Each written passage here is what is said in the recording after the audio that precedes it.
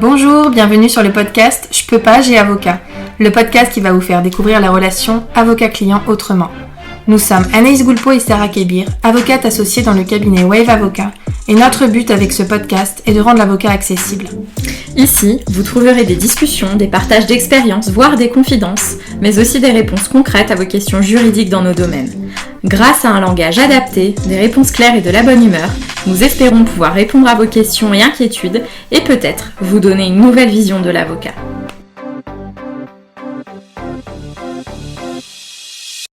Bienvenue dans ce nouvel épisode, particulièrement dans la série « Je peux pas, j'ai prud'homme ». Aujourd'hui, on va continuer notre chronologie. On s'est laissé avec l'audience de jugement et ce temps du délibéré, donc de l'attente de la décision des juges. Donc aujourd'hui, on y est.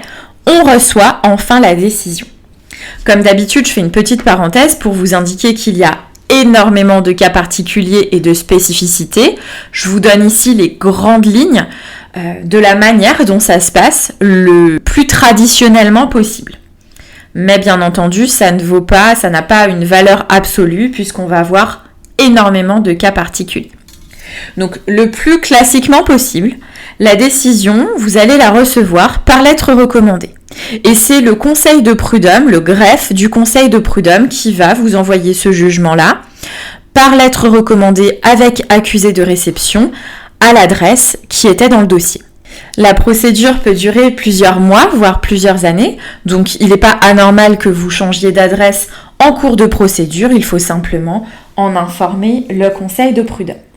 Donc quand vous allez recevoir cette décision, en principe par lettre recommandée avec accusé de réception, la première chose à faire c'est de le récupérer ce jugement. Ne le laissez pas repartir, ne vous dites pas je ne l'ouvre pas, j'ai peur et si je mets la tête dans le sable, si je fais l'autruche, tout va bien se passer, puisque les délais d'appel, les voies de recours vont quand même pouvoir commencer, donc vous allez perdre possiblement une chance de contester le jugement.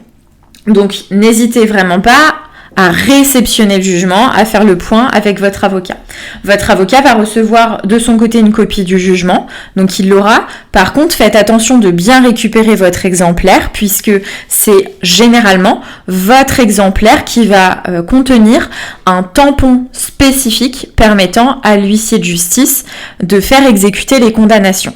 On va en reparler un tout petit peu plus tard, mais c'est généralement votre exemplaire qui va être la grosse du jugement. Donc un exemplaire, le seul et unique exemplaire qui permettra de passer en force si la partie adverse ne veut pas exécuter les condamnations.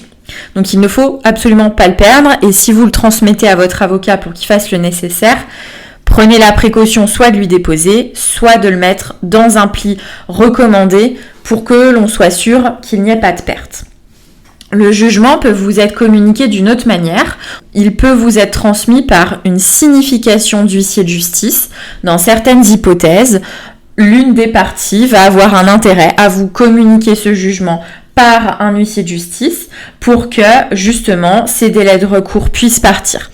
C'est l'hypothèse classique lors de laquelle l'une des parties a déménagé, n'a donc pas pu réceptionner le jugement ne l'a pas touché, la lettre recommandée ne l'a pas touché puisque le pli est revenu au conseil de prud'homme avec la mention destinataire inconnu à l'adresse. Donc à ce moment-là, le conseil de prud'homme va vous dire le jugement n'a pas touché la partie adverse, il faut le faire signifier par huissier de justice.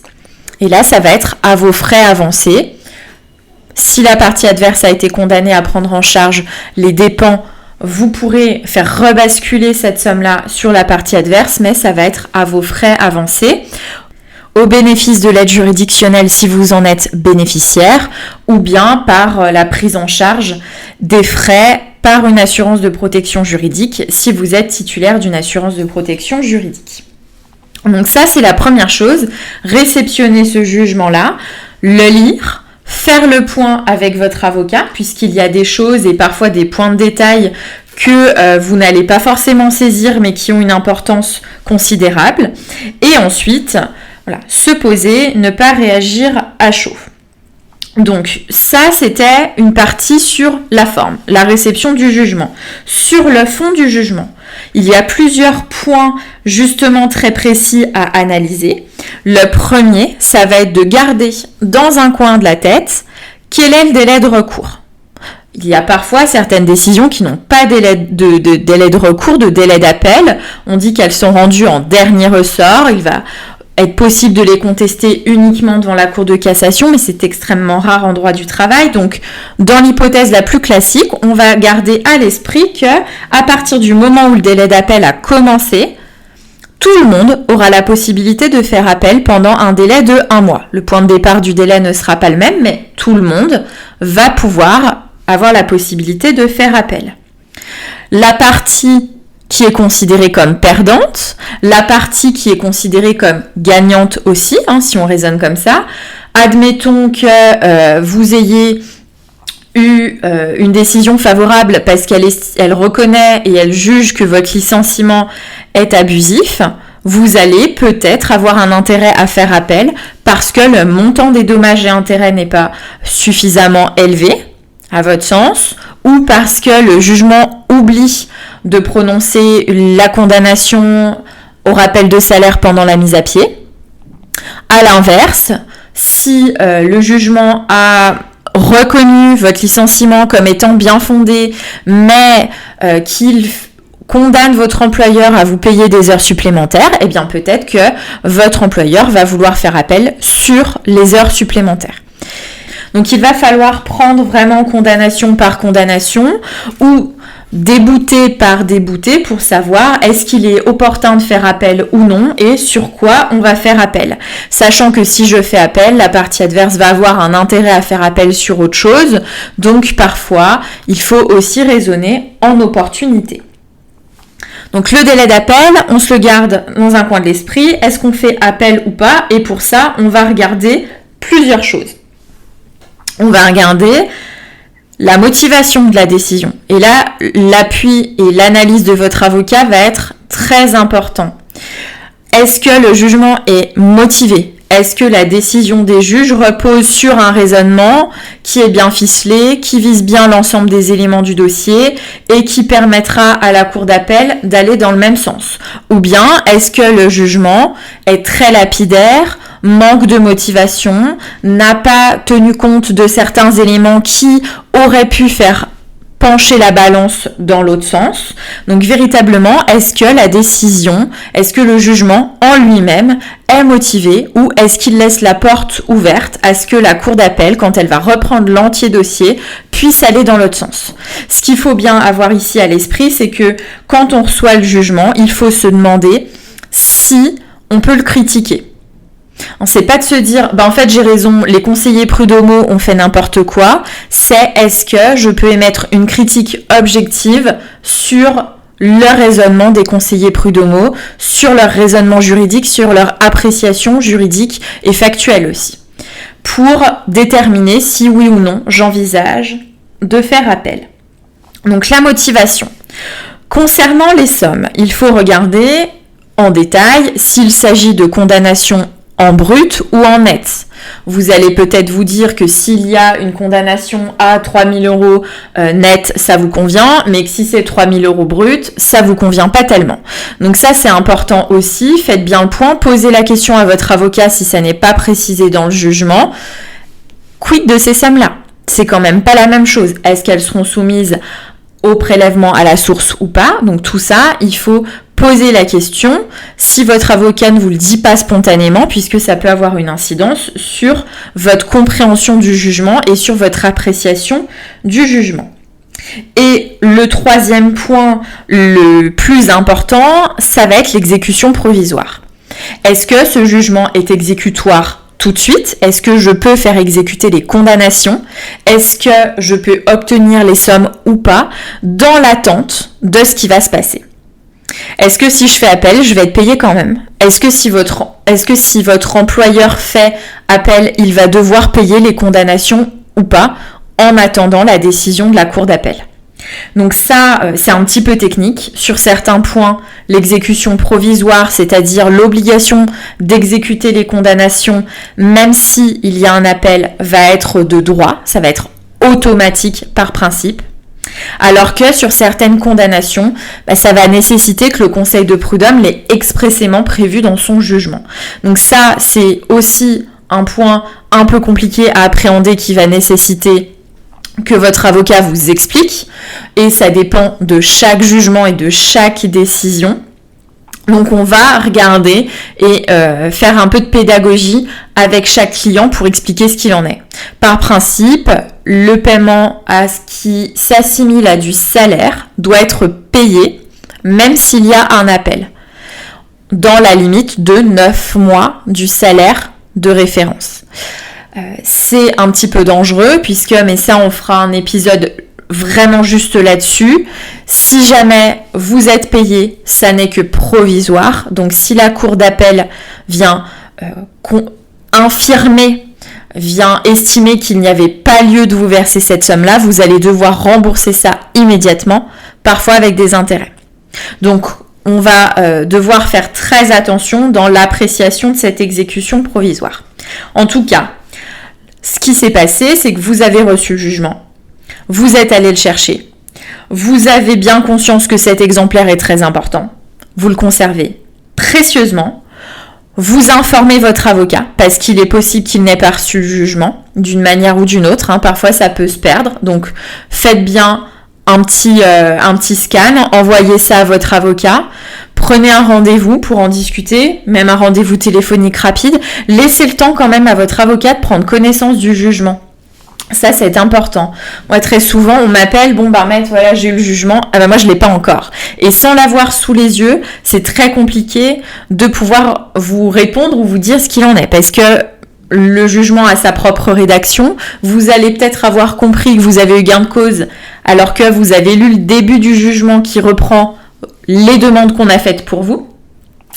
Ou bien, à l'inverse, vous allez peut-être penser avoir été débouté des choses qui étaient importantes pour vous, alors que vous avez lu la partie qui concerne les demandes adverses. Donc, laissez le temps à votre avocat d'avoir le jugement sous les yeux, d'en avoir pris connaissance, d'avoir fait sa petite analyse, même dans les grandes lignes, avant de le contacter.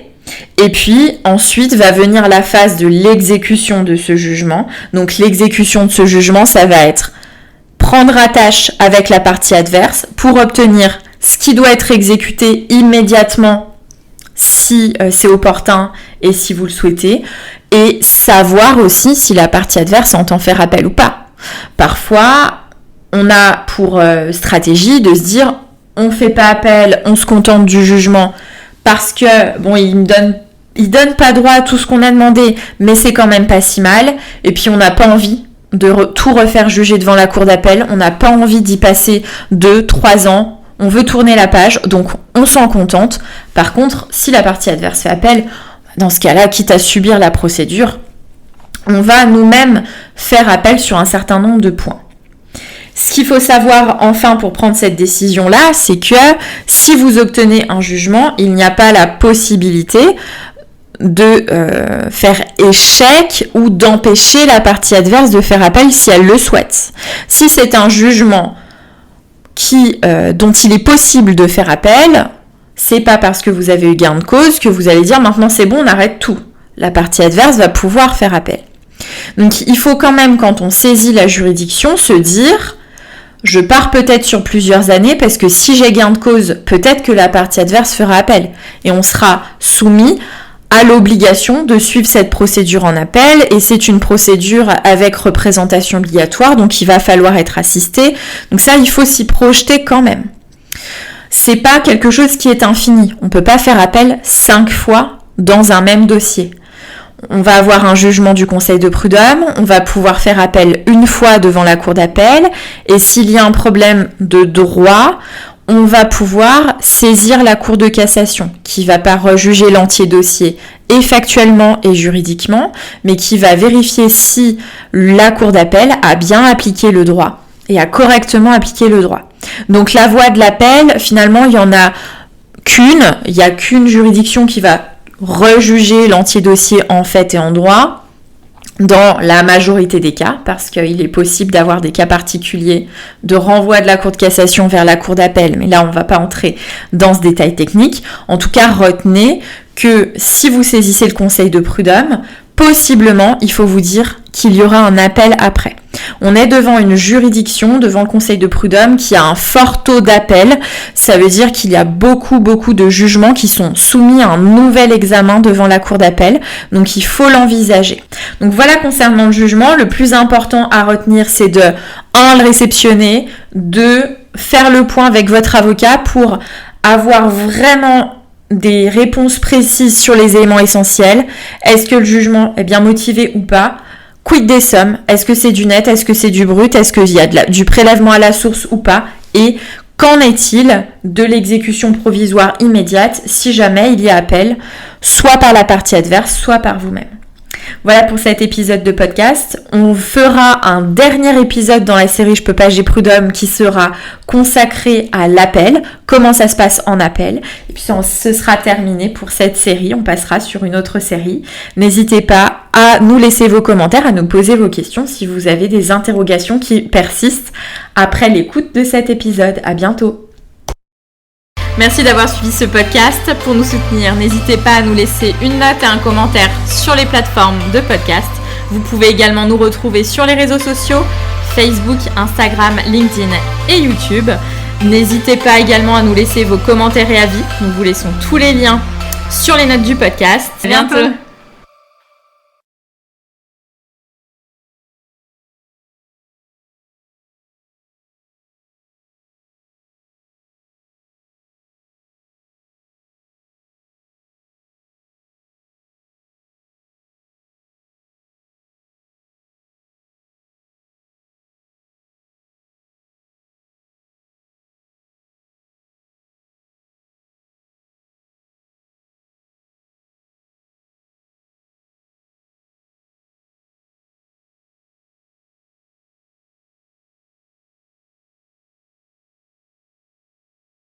Pouvoir continuer de se dire les choses de manière très sincère et très honnête et juridiquement précise dans le but de favoriser toujours un règlement rapide, même si c'est après un jugement. On peut, après un jugement, estimer qu'il y a un meilleur accord que le jugement qui a été rendu. Alors le mieux, c'est effectivement de trouver un accord avant même que le juge soit saisi, mais il est des hypothèses dans lesquelles, après un jugement, on va trouver un meilleur accord. Même si c'est extrêmement rare.